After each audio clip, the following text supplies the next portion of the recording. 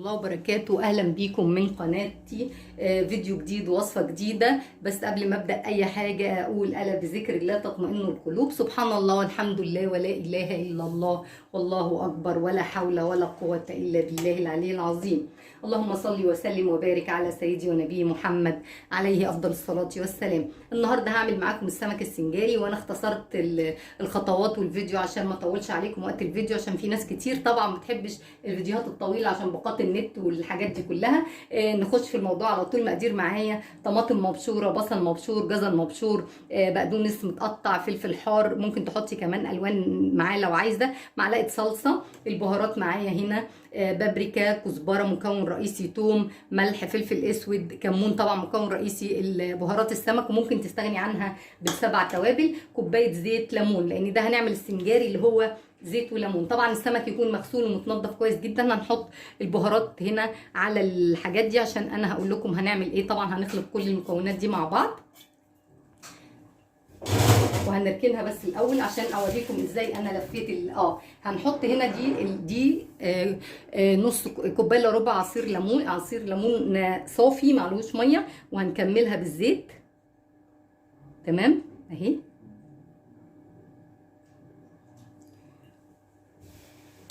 وهنركنها عشان هي ده اللي هيستوي فيها السمك. تمام.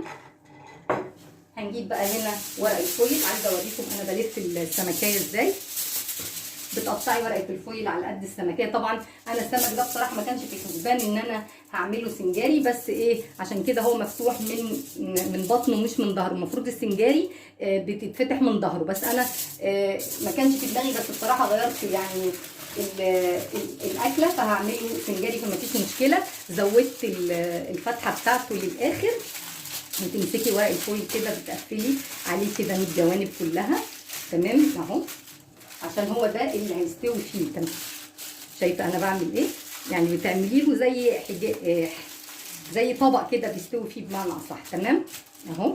تبرمي كده وفي نفس الوقت بيدي معاكي شكل احسن للسمكيه. هتنزلي بالسمكيه هنا تحطيها. طبعا الصاج بتكوني رشه فيه من تحت رشه ميه صغيره جدا، نقطه ميه، علشان الورق الفويل يلزق معانا زي ما احنا شايفين كده على الصاج، لان ده بيحمي لي الصاج بتاعي ان هو ما يتحرقش.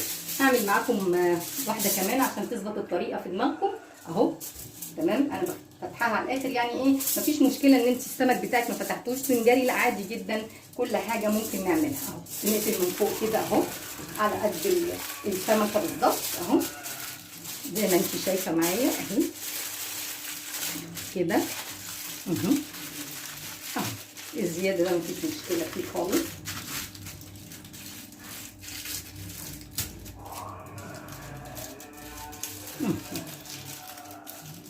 اهو بتعملي كده ليها منظر جمالي علشان تخلي السمكه ليها زي ايه، زي ما بتجيبيها من بره بالظبط من عند محلات السمك. مفيش مشكله. اتفتحت بقى من البطن، اتفتحت من الظهر، برده ما عندناش اي مشكله. هنحط اهو زي ما انت شايفه كده معايا اهو. وطبعا على اساس ان السمك يبقى معاكي كده مستوي شكله جميل، ممكن نقفل كده، نجيب دي هنا ودي هنا عشان دي كبيره شويه اهو. تمام. مفيش مشكله خالص. هعملها بسم الله الرحمن الرحيم. الورق الفويل مش مستحمل حاجه خالص، عادي بتعدي كل حاجه. انا مش هفصل الفيديو عشان لو حصل معاكي الموقف ده، برضو بنوته صغنونه لسه عروسه معانا والموقف ده حصل معاها، مفيش اي مشكله، ما تقلقش. يعني مش هنغير الورقه كلها، لا بالعكس، احنا هنخلي كل حاجه زي ما هي على اساس ان خساره يعني ان انت ترمي اي حاجه، لان هي دي عباره عن ايه، زي طبق بيستوي فيه بس وخلاص الموضوع بينتهي. تمام. هنركن ده على جنب ونيجي بقى هنا للاهم حاجه. هتمسكي الحاجات دي كلها كده، هتبتدي ان انت تخلطيها كويس. البقدونس على الفلفل على السلطه على الطماطم، لان هي دي الخلطه اللي احنا هيستوي فيها السمك السنجاري، في نفس الوقت بتديله طعم. طبعا احنا قلنا التوابل عباره عن ايه. الملح تخلي بالك منه، لان الثوم طبعا انت بتبقي دقاه بملح او سواء مفرزاه زي ما انا عامله كده. تمام. الخلطه دي مهمه جدا ان انت تخلطيها ببعض. معلش انا ما بحبش البس جلافز، مش بعرف اتحكم بصراحه في المكونات، انا بحس المكونات تحت ايدي، فانا كده ما ببقاش حاساها يعني بالجلافز. تمام اهو، تخلطي كل المكونات دي على بعض، وفي نفس الوقت مفيش حاجه صعبه خالص، ولا تقلقي من اي حاجه، ولا نودي لبره. بصراحه انا ما بحبش الاكل جاهز من بره، بسبب يعني طبعا عارفين الامراض اليومين دول عامله ازاي، عافانا ربنا، وصحه اولادنا عندنا اهم من اي حاجه. زي ما انت شايفه، مش عايزه اقول لك الريحه عامله ازاي، جميله جدا. معلقتين بس من المكون ده كده، من الليمون بالزيت على ده، وهتبتدي تقلبيها كويس عشان تدي الخضار بتاعي اللمعه. والباقي طبعا احنا هنسقي بيه السمك مع بعض، لان هو ده زي ما قلت لك اللي هيستوي فيه. هتدخليه الفرن على رف اوسط، وطبعا الفرن يكون سخن قبل كده علشان السمك يخش عليه درجه حراره مش عاليه ولا واطيه، درجه متوسطه، يعني على درجه حراره 180. وايه، ونقول بسم الله الرحمن الرحيم، نحشي السمك بقى مع بعض اهو. بسم الله. زي ما انت شايفه الخلطه لون وريحه، والله يعني عايزه اقول لك جميله جدا.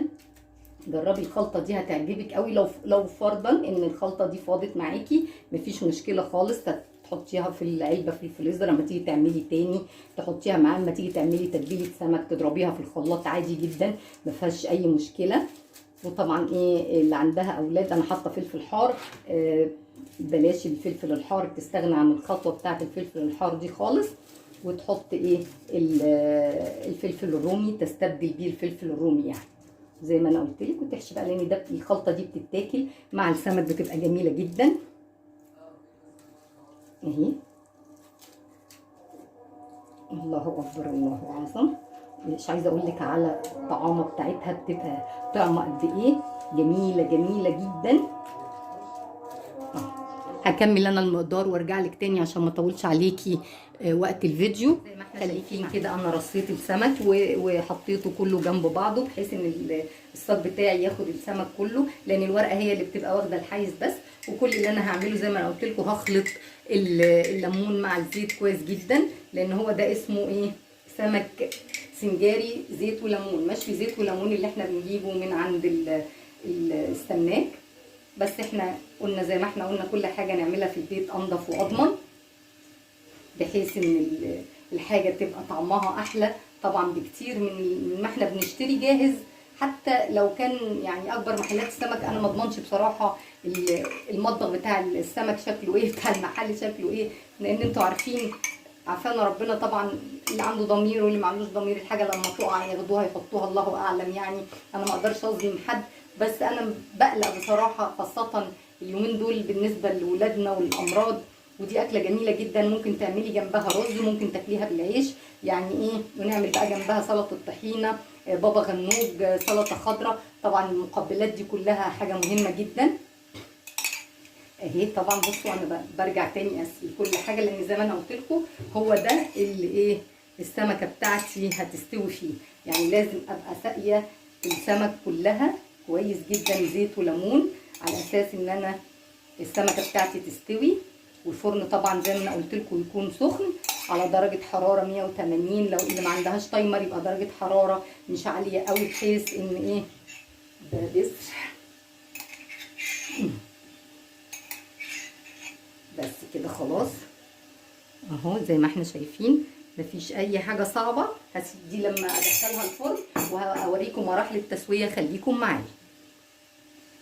السلام عليكم ورحمه الله. انا رجعت لكم بعد ما السمك طلع من الفرن، وعملت جنبه رز صياديه، وعملت جنبه بابا غنوج وسلطه خضراء. ممكن تعملي بقى انت مقبلات، مخللات، تعملي سلطه طحينه، المتاح عندك. ممكن تاكليه بعيش، ممكن تاكليه برز، زي ما انت حابه. اتمنى ان شاء الله ان الفيديو بتاع النهارده ينال اعجابكم، ولايك وشير وسبسكرايب للقناه، ودعوه منكم بظهر الغيب ليا ولكل مريض يتالم.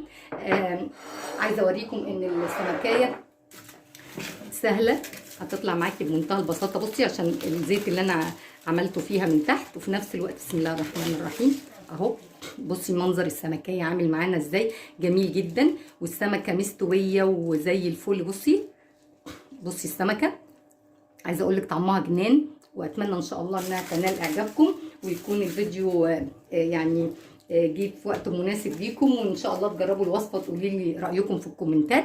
اتمنى لكم كل الخير، واتمنى لكم ان شاء الله يجعلها ان شاء الله بداية سنة سعيدة علينا جميعا وعلى أمة المسلمين. ما تنسوش تقولوا لي رأيكم ايه في التعليقات.